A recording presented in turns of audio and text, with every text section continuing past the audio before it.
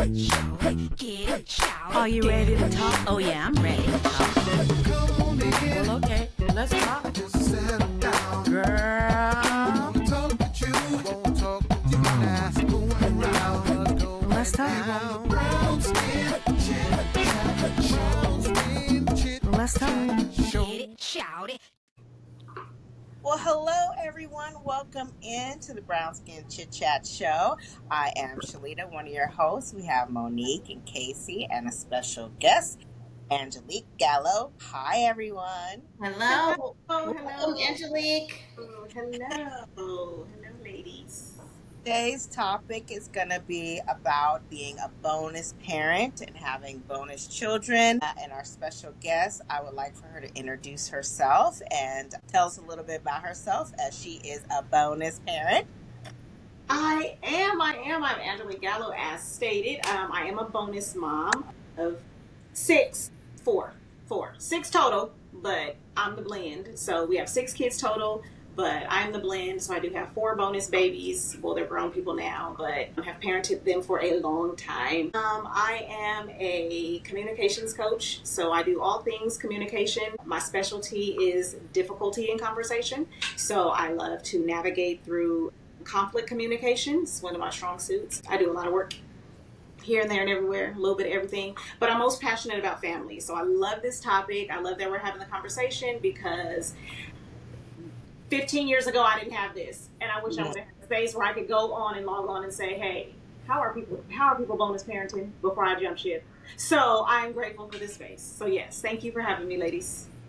Yes, I am a bonus parent also, and I know we've had several conversations just about being a bonus parent. Tell us about your experience about being a bonus parent and what that looks like. I know just based on your conversation, I'm sure this is one of those challenging conversations that people don't really have, right? So tell us about your experience.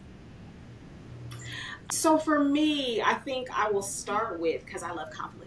Because I believe that conflict is super healthy, and I think that people stray away from conflict, but I think they don't really understand if you get to the meat of the conflict, you will have such better, fruitful relationships. And so for me, I will address the things that were probably the hardest for me in bonus parenting. I think one of the ones, and I have a book coming out. So in the book, one of the chapters I have is called The Invisible Parent. So it's like visible inside, but invisible outside. I think the hardest struggle was, when you're at home, everybody is free to love you and to show you love. But then when in face of other parent, they feel the need to withdraw or to not allow you to be as present in their life as you would be when you're not in front of other parent. So that was probably the hardest part for me, maybe emotionally, just because even though you think little things don't matter, they actually do. Right? Like you tell yourself all the time, like, you're not their mom, but you also are like, but hey, I'm the one getting up in the middle of the night when you sick. Like, you know what I mean? It's like I'm doing all the mom things, so you feel away. But I had to resolve some things within myself about that. I think that was the hardest for me. And then I think too, one of the things that I feel grateful about is that the Lord had given me a lot of great ideas with my kids. One of the things I did was I had them all take the love language test, because I realized I wasn't able to meet all of their needs. And I was like, one, I'm not super like huggy, clingy mom. I'm a boy mom at heart. So, one boy needed hugs. But because I didn't know that originally, when he would always hug me, I'd be like, this is number 4 today. Like, we didn't hug 4 times, sir. I can't give you no more. So what I did was one weekend, I was like, you know what? We're going to all take the love language test. I need to see where you guys fall so I can meet those needs. Do you know that took so much pressure off me? Because whereas I was hugging all of them didn't need hugs. One of them just needed words of affirmation, right? So if I was like, hey, thanks for taking out the trash, his need was met. So I didn't need to pass that hug out. But the one that actually needed a hug, he could get 2 hugs because I was giving affirmation to that kid. So one was quality time. Okay? So I knew every Friday I need to make space to kind of have a conversation about what show do you want to watch? Let's do things that are in your space that you like and that you enjoy, which wasn't super time consuming, right? So in spaces where I would gather them all together and be like, we gonna watch a show. The other thing was like, you didn't met my need. You didn't give me my affirmation. You didn't give me my hug. You wanna watch a show. So it just made it so much easier for me to parent because I was able to meet their needs, and it just simplified it for me personally. And I think we actually got closer because it wasn't one size fit all. And I think once they realized I was individually vested about what they needed, it made our relationships better. Yeah, I mean, I think for me, I've been in relationship with, men that had children, And um, I grew a strong bond with their children, almost to the point where it was like I needed visitation when the relationship didn't, work. And they were young, at the time, but yeah, I literally, had like visitation with them because I grew so connected to them. What were some of your fears going into being a bonus mom? Well, for one, I had a rule. I didn't date people with kids, and it was kind of Mhm. like my hard line with God. I think what was helpful with me and my husband was that we already had a kid together. So it was me helping him parent kids that he had in between us not being together. So I Mm, think that's what made it different. It was like I was not only invested because they were his, but they were also my son's siblings. So it was like Right. loving them, right? So I think one of the fears for me was that I would be overly invested to the point where their needs became more of a priority than my own son's needs, right? Because there's this overcompensation of my son has both of his parents and you guys really don't. So then I'm now overcompensating, right? So I'm like, well, they're here this said weekend, so let them take dad. You know what I mean? And kind of putting my son on the back burner or being more present for some of their stuff than my own son's stuff. Cause I'm like, well, you good. Cause I know you, you're my kid. I know you. Right. Right? That was one of the things that I had to nip in the bud really early. And I think it came through a difficult conversation. My son, who's now 25, he had said to me one time, like in the midst of an argument, he was like, I was like, you should be grateful, your dad's here. And he was like, you brought him here.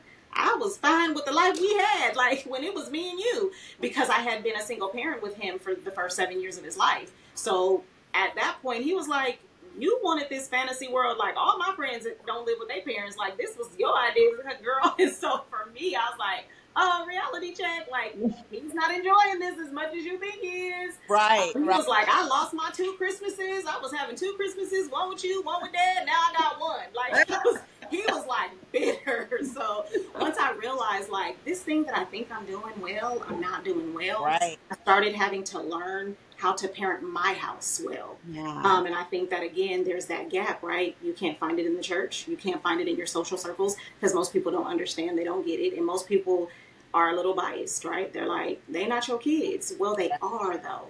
I actually loved my kids though.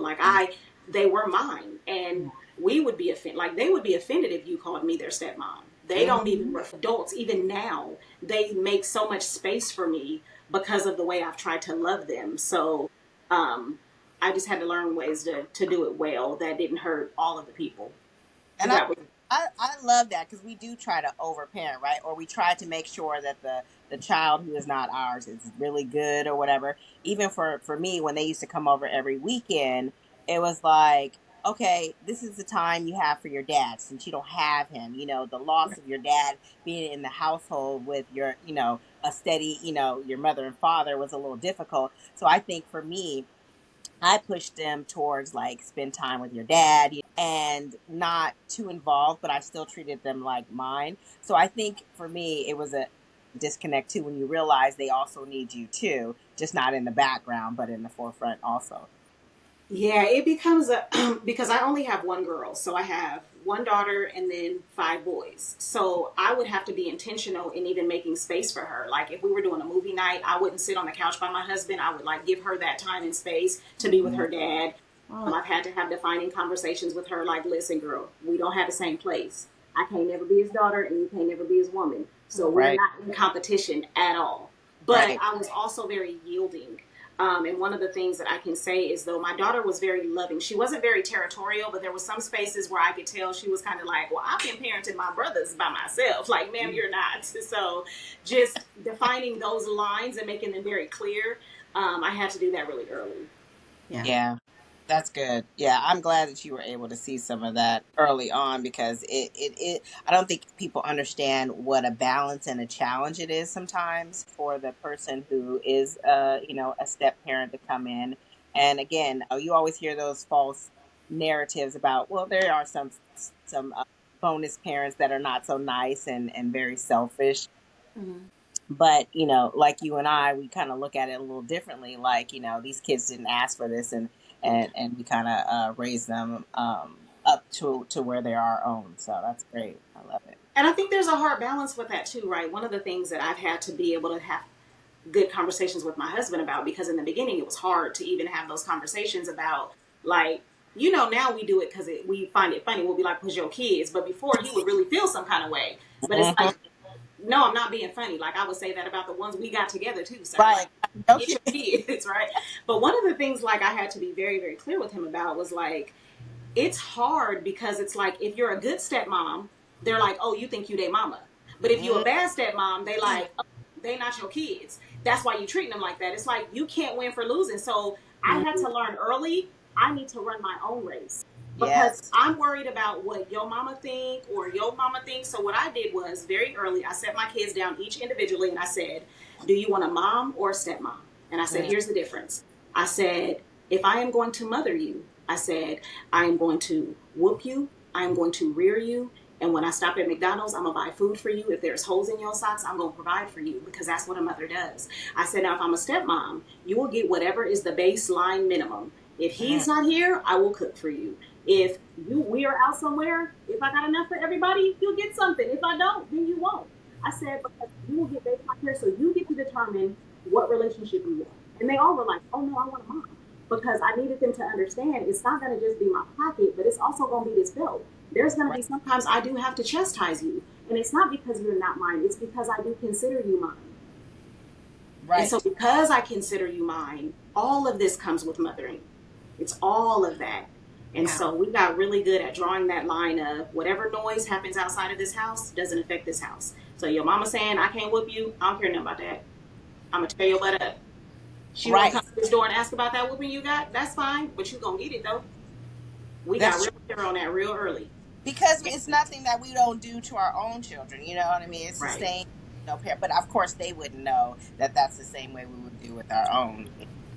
Yeah. Well, I mean, even so, let's just pick on that a little bit. Were there any challenges with the biological parent? As far as you being involved and engaged in their life, and like you said, which I 1000% agree. Like, yes, this is the way we run our house. These are the rules of the house, and these are the consequences when those rules don't get followed. So kudos to you for toeing the line for that. But did that cause any issues with the biological parent? Absolutely.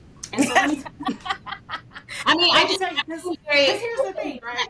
That's the point of this. Like, I want to be transparent about this. 100%. Absolutely. No one's gonna be like, "Oh, she just over there whooping my kids." We love that. No one's doing that, right? Unless you have a genuine relationship with that person. One of the things I can say, so one of the moms, so there's 3 different moms. So one of the moms was really good at, we weren't going to necessarily go have coffee, but we had a commonality of what we thought discipline and care was. Our relationship was so decent that even when me and my husband were not married, and he was dating people and I was dating, her son was basically living at my house because he wanted to just be with his brother all the time. So she understood that, we're not going to go to coffee, but if he's here, he's going to get chastised. She got that. I think the one that particularly had problem with discipline, once I withdrew my hand and I was like, "Listen, I'm not going to be providing for, be it anything, doctor's appointments, co-payments, lunch money. I'm not doing any of that. You don't get to pick what you allow me to do as a parent. I'm just not that kind of woman. So when you feel like you're going to a la carte this here bonus parenting, then it's going to be nothing at all. So here's what happens. Either we need to accept it all and you have to trust that this is love, or don't accept any of it. And then we just part ways and be okay with knowing that your son is going to be treated different now. Now he's going to see his other siblings engage in something that he's not going to be a part of because I don't have the freedom with him that I do with these others." Once that was very clear, and then once I stayed consistent with my character, I think that's what built the thing to where my kids started defending me to their moms. Like, "Nah, she's not even like that. Like, no, she said this, but she said that to all of us." Like, for example, my husband is Mexican and Black. So all of our kids, they have a different grade of hair. My son's hair is probably one of the better grades. My older son, he has like really fine, curly Mexican and Black hair. I call them all nappy head. I say, "Get in there and call me nappy hair."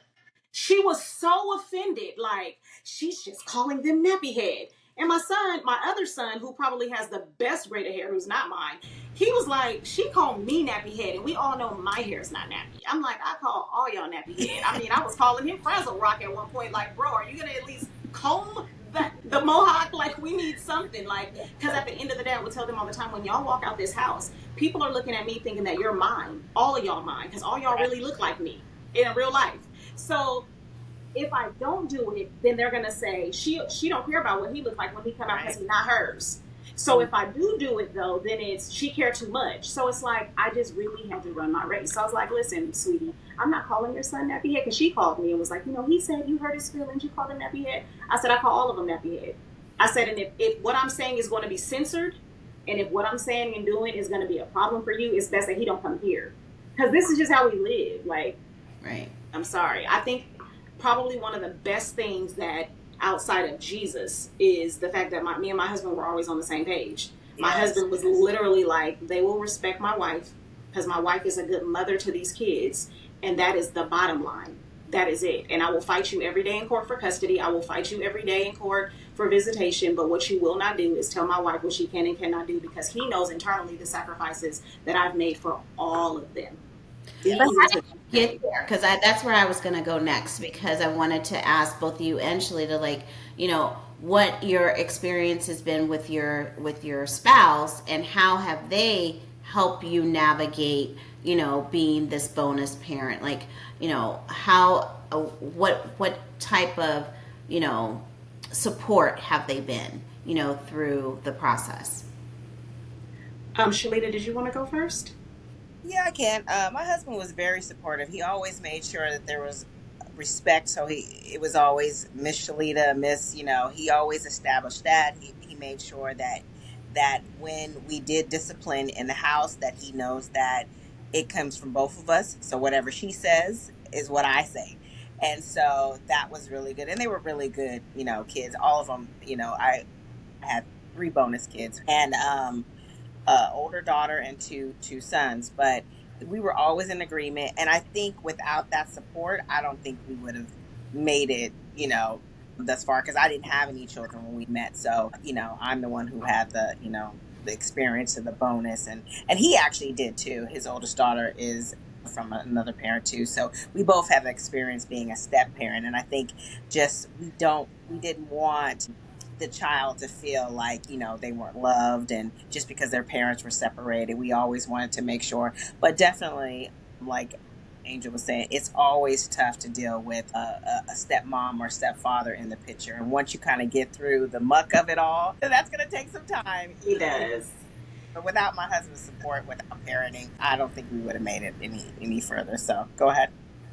I could agree with that. My husband was super supportive, because me and my husband were high school sweethearts. So he knew at the core of who I was, like who I really was. Like, he knew at the end of the day that anything I was doing for his children was going to be for their benefit. But one of the models and one of the rules that I kind of live by is, when it comes to bonus parenting, is when there is no relationship, discipline feels like hate. So I was really big on building relationships with my kids. So when I had to discipline them, it didn't feel like I hated them or I didn't like them. Any of that influence of where they might have like side-eyed it a little bit would have come from maybe some outside influences. Like, well, she whooped you, she said what? And then they're like second guessing it, like, wait, what? But I poured so much love on my kids. We did so many things together, because my husband was working graveyard. So there was times where it was just me and my kids.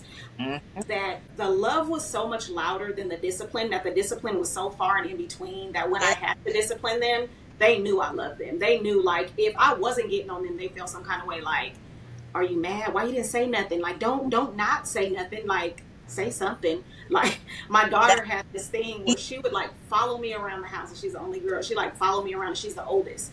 But she would just follow me around. I'm like, girl, why is you following me? She's like, I don't know. I just feel like one day you're just gonna leave, and I just want to make sure you don't leave me here. I'm like, girl, these is your people. This your whole daddy and all your brothers. And she's like, take me with you when you go. But it's just they loved me because I genuinely loved them.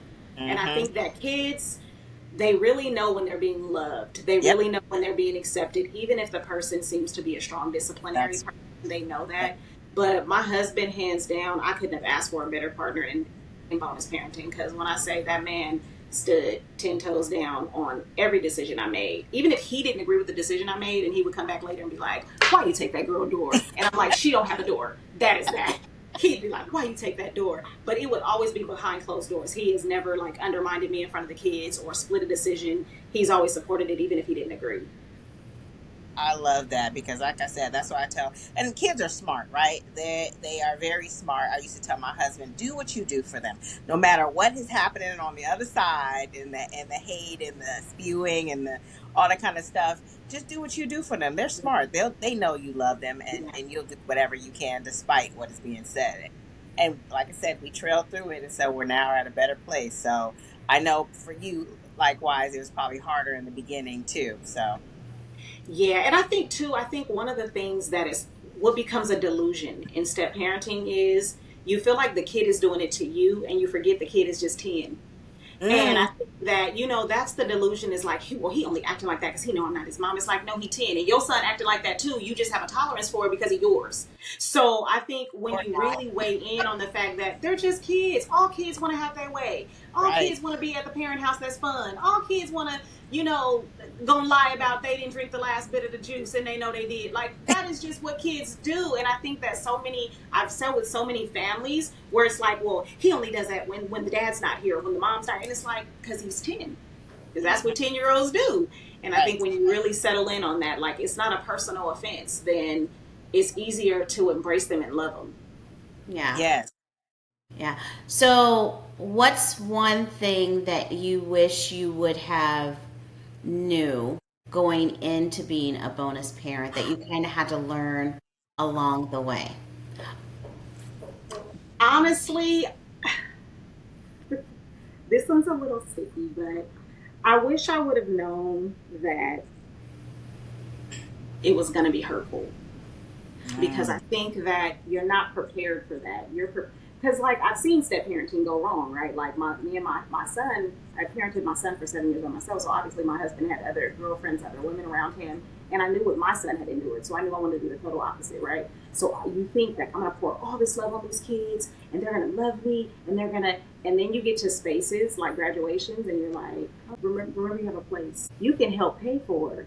But don't overextend because that ain't your place. I'm being left out of conversations because it's a conversation for the parents. And so I wish I was prepared for that in a healthier way because I drew the line in the sand probably in a toxic way. My toxicity was withdrawal.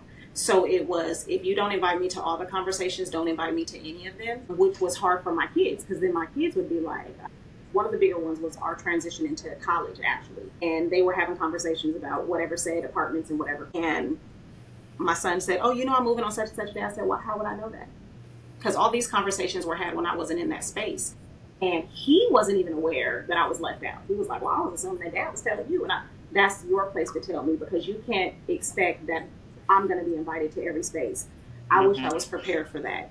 And I don't know how you can honestly be prepared for that, but I wish somebody would say down the road there's going to be things that are going to be hurtful that nobody's trying to hurt you, but they are going to be very hurtful. I've said at middle school graduations or high school graduations just in tears because it's like I'm the type of person where I know my place, so I'm like I don't have to be here for the limelight. Let mom and dad have their moment, let them do their pictures. I'm here I got my ticket, I'm here to woo-hoo, all right, and let me go home. But it doesn't mean it's not hurtful. Right. It doesn't mean that it doesn't feel different. And then when I go to my son's college graduation, it feels different. So then I feel more invested because he's mine. And I never want to give that image to my kids either. It's just I have to learn that in your life I have a space. In his life I am the space. So those are just two different postures that I wish I had maybe some wisdom or some guidance in that space because those were probably the hardest, which is how I started writing my book because out of pain. I love that. That's great. Love it. What about you, Shalita? Sorry, Case. I don't mean to cut you off. Same. Like I said, there are some pain points, with step parenting. It still the joy outweighs the pain, regardless. I have 3 beautiful bonus kids. Oldest daughter, who's neither one of ours, calls me mom. I love the relationship we have. My two sons are awesome and wonderful. They come over now that they're adults. They come over when they can, and so again, you know, there are pain points where where the other parent wasn't so accepting, and then they would say stuff to the kids, so it puts the kids in a in a bad position. I remember when my daughter got married, and one of the cousins was like, they were asking for the parents to come up and take some photos, and I guess she had spouted out, they were like, tell the mom to come up, and the cousin was like, yeah, the real mom. To tell my daughter, I don't have to prove who I am to you. I just am to you. I don't need to, she knows who her biological parents are and her parents are. And so I saw a lot of the ugliness when it came to that type of stuff in parenting. At the end of the day, I never tried to overstep my boundaries. I never tried to be, more, because I knew that they had a mother, and my oldest daughter had a father. I wasn't trying to replace them. I was just trying to be a bonus parent, as they said. So again, I walk through it as if I don't have to prove who I am to you. I just do for you as I would do for, anyone else. And so I think that's just my love language, and that's what helped me out during this process. And you just move in love, and pray over everybody and move in love. So that's kind of how I moved my step parenting. Yeah, I think Mother's Day is also a hurtful point. So I had to establish what I needed for Mother's Day, Mm. because I think that I never made that clear, and I fought myself for putting myself on the back burner, because like, whereas I would take them to get gifts for their mom on Mother's Day, I never set an expectation of what I wanted, until one day I was like, you know what? No, listen, I understand that you're going to be with your mom on Mother's Day, but you need to make a day for me. You need to Mm. either call me, you need to, because I go above and beyond for everybody. You owe me that. I want Yeah. that. Like, being able to communicate that, because I Mhm. think, you know how as a mom you're like, well, don't worry about me, and don't worry. Yeah. My mom was really big on don't worry about me. I worry about me, because them people, she used to always say, them gonna be the people that put you in a home, because you said, mama, you said don't worry about you, so we Yeah. need to not worry about you, so worry about me. So I had to establish that. Like I said, listen, I know Mother's Day is for your mom, but as a mother in your life, you need to make space for that. And after, I literally said it once, literally every year after that, they go above and beyond to make sure that on Mother's Day, that they either call me or text me or see me the day before, make sure their gift is here. Like, they just really, and again, I'm simple, buy me a candle from Bath and Body Works, but just honor the day. Right. And so just making But sure that I voice my needs. even that took you a long time to ask for that, right? Yes, And yes. on top of that, you have to know what you want to be able to ask for it. And that's what leads into good communication, even with our spouses, our children, our friends. I think you made a good point there, because good communication and knowing what you want. Because like you said, we've both been hurt a couple of times, Yeah. with being the one left out and giving, and being the one that doesn't necessarily get because of the kindness. But I do believe that you do need to speak out what your needs are also, so that they can know what they are and expectations. So I agree with that. I love it. Casey, did you want to say something? Did I cut you off? I'm first of all, I have to commend you two ladies for being step mothers or mothers. This is a mother's period. I did not know that all that went into that. I did not, and I was a stepchild, so I did not know. This is the first time somebody's even thinking about it from a different view. So, wow, wow. I wouldn't have Yeah. even thought about. I never thought about my step parents' feelings. You know, you guys put in a lot, or your children. So I'm having a moment over here. I'm like, oh my goodness, wow. Yeah. But Yeah. you guys are beautiful women doing that. Like it takes to me sitting here listening to you two. It takes a very strong woman to parent other children. First, let's start there because Yes. how you're talking about your emotions, your feelings. That's when in period we are always putting ourselves on the back burner for everybody else. You're really putting yourself on the back burner, taking care of another child. So I have to call my step parents and be like, you know what, girl, wait, you threw that wrong. Because I didn't know. I never sitting here listening to this, I'm like, wow, I gotta call Sam and tell her I'm sorry, you know, for some of the things I did. Yeah. So Yeah. Thank you. You Yeah. know, and I think the I other, would, sorry, Nikki. I was just saying there were days I would just do with the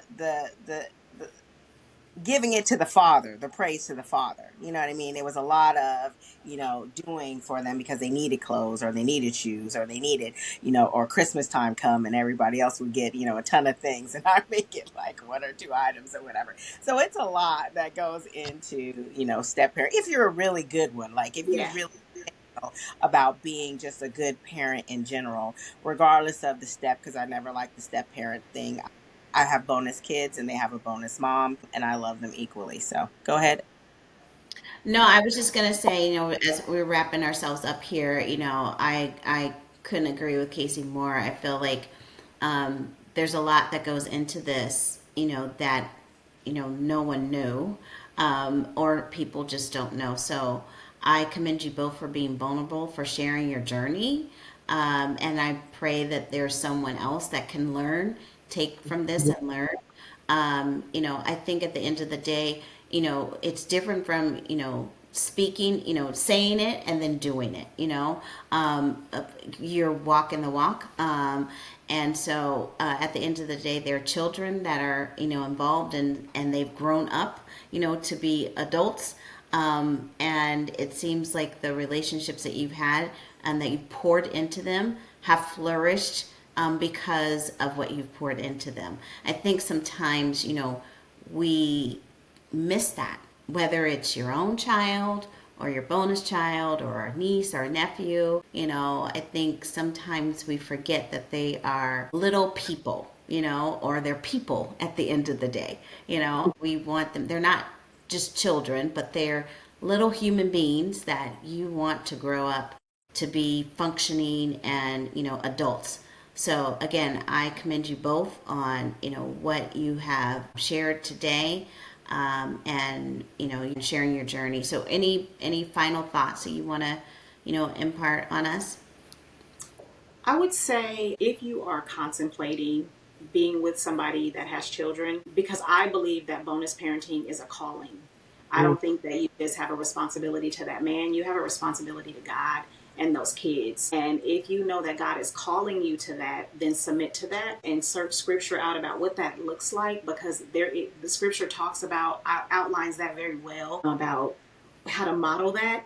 But if you're in a relationship and someone has children and you're unsure, don't enter into it, because if you're doing it for the man, that's going to tire soon, because once you get in it and then you're like, you ain't as great as I thought you was, and I don't like your kids, that's a whole thing, right? And then those kids have to deal with another break, right? And those are what I call soul breaks, right? Where there's a break in the soul because now they may have gotten attached to you, and now you know that you're leaving, and there's a hole there, right? So know that this is something that God is calling you to, and it has to go beyond it has to go beyond your need to even want to be a mother, because it's very selfless. And 90% of the time, you don't even feel like a mom. You feel like a help servant. You don't even feel like you're mothering, right? Until they are adults and they're reflecting on things you've taught them. Then you feel that. But just know that this is something God has called you to. Because when you know that God has called you to it, He'll grace you to get through it. That's the beauty of it, right? Yes. Is that when you know that you have been called to that man and those children, or that woman and those children, then God will give you the grace to carry you. And you will learn more about yourself, and you will realize it was more about you than it was about them. I Yes. realized, like, I didn't love well. Like, I was like, I just love Jesus and I love everybody. And I got them kids. I was like, wait, I don't know that I can love through that. That's a whole attitude I didn't ask for, right? You realize some things about yourself, and God uses that because you've been called to it. And then you Yes. realize how deep you can take love. Because I didn't realize I could. I would always say, my son was an only child for 15 years. I used to always say, like, I would never have any more kids because I don't have the capacity to love nobody like I love him. And then I had Grayson. And then I was like, oh, I guess I can love again, Jesus. But when I have all of my bonus babies, like, I love them like they are mine. And they know. Yes. They know. Like, God will show you how deep He can take love. He's like, you thought you couldn't? Let me show you. Let me bring some people in your life that you can't live without. You thought you could, but you can't. And so just know that God has called you to it, because then He's the one that rewards you. then you're not seeking the rewards from the children. You're not seeking the pat on the back from the husband. You're not expecting their moms to respect you and appreciate the things you've done. God himself will reward you. You will have more of him. You will look more like him, and God himself will reward you, and that is favorable. Ooh, I love it. Ooh, I Yes. receive that. I receive all of that. Yes, thank you. Yeah. Yes. Tell us, in closing, tell us about your book that you're getting ready to Yes. write and your soft launch of it so we can all get it and get informed. Yay! I built a 6-week curriculum that is a bridge program to just how to co-parent. So it's something that I'm in the process of selling to the court to just show people how to like blend families. So like blending, because that's one thing that obviously God didn't desire this for us. So now we live in it. So let's prepare to live that. And so I've paired it with a devotional, a bonus parent blueprint devotional for bonus parents to, and it's kind of a self-guided journal that kind of leads you through the emotions of bonus parenting. It helps you identify where you're weak and where you want to strengthen. And then there's some activities that's attached to the curriculum. So if you went through the course, then the journal kind of guides you on how to live in that so that you're not just doing it in that moment. You learn these things, great tools in class, and then you can't really carry those things out. But it's also a standalone. So you don't necessarily have had to go through the 6-week course in order to then still do the devotional. And so it's a 30-day devotional that's paired with the 6-week curriculum of bridging that gap. And when is it coming out? So soft launch in November. So I'll be doing a soft launch in November and should be out fully in December. Hopefully, if there's no kinks with my soft launch in November, will be December full rollout for sure. So you definitely have to come back and give us an update on the launch and how things are going. I just feel compelled to tell you this. I don't think it stops with the bonus parenting. I think your calling is so much bigger than this. Like you have something on your life. I just feel compelled. God is telling me to tell you this. Like your insightfulness with parenting and children and raising children. I think the world needs to hear more of that from you. So I'm just going to leave that right there. God said, put a pin there. Put a pin right there. But we appreciate you coming on, and we're excited about where this curriculum is going and your book is going, and we can't wait to hear more. Thank you for joining us. Thank you, and Shalita, for being very vulnerable and sharing your experience. And my prayer is that someone else will find this helpful in their journey. So thank you again. Thank you, ladies. I love your show. I watch you guys too. I kind of yes. So I am spreading the word. So thank you for having me. Yes, please. Get shout. Are you ready to talk? Oh yeah, I'm ready to talk. Come on in. Well, okay, let's talk. Just settle down. Girl, Wanna talk with you. Won't talk with you. That's going around. let's talk. Brown Skin Chit Chat. Brown Skin Chit Let's talk.